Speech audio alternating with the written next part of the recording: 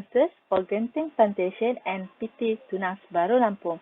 For the first element is biological asset. As you can see and at the slide, Genting Plantation will comply with MFRS 141 for biological asset, but Tunas will comply with Pernyataan Standard Akuntansi Kewangan PSAK number 1969 Agriculture. For the biological asset, were measured at fair value less cost to sell, and the fair value was recognized in SOPO, which is statement of profit or loss for the Genting Plantation. But for the Tunas Baru Lampung, we can see biological asset were measured at accumulated cost before maturity and measured at the cost model after maturity. And agriculture produce growing on by repair measured at fair value less cost to sell for the Tunas Baru. Okay, for the next element is inventories. We can see that PT Tunas Baru Lampung and Genting Plantation have a same treatment for the inventories, which is they set at state at cost and net realizable value, whichever is lower. The cost of inventory also using the weighted average method. And the net realizable value is estimated at a selling price in the ordinary cost of business less estimated cost of completion and selling expenses for both companies. For Genting Plantation Berhad, the company is apply MFRS 118, which is revenue. All the sales that be recorded are recognized over the delivery of the product or by performance by the service.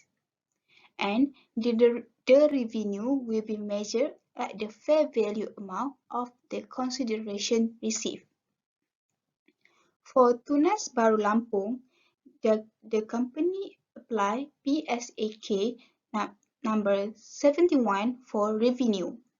The company recognize the revenue to the extent that is probable for economic benefit that will flow to group and the revenue that can be reliably measured. The measurement of revenue that the company apply is the same method with Genting Plantation, which is fair value of the consideration received or received for the sale of goods and service in the sale of goods and service. While revenue for local sale are recognized when the goods are delivered to the customer.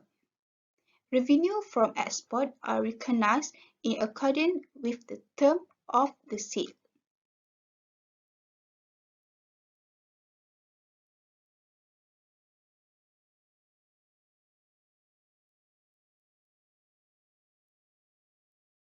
Now, let's move on the last similarities and difference that we have chosen, which is typification. For Genting Plantation Berhad, they are using straight line method for matured plantation and their useful life of 22 years. For other assets also calculated using straight line method.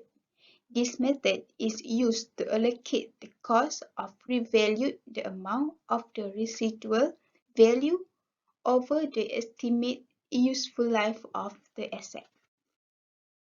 For other investment property, Genting Plantation Berhad is using straight line method, and for the land, there is no depreciation, which it is recognized as its cost. For Tunas Baru Lampung, they are computed using straight line method based on the period over the asset is expected to be available. For the machinery used for sugar processing, they are measured based on unit of the production method in total. As for land, there is no depreciation and it computed at cost less for any impairment value.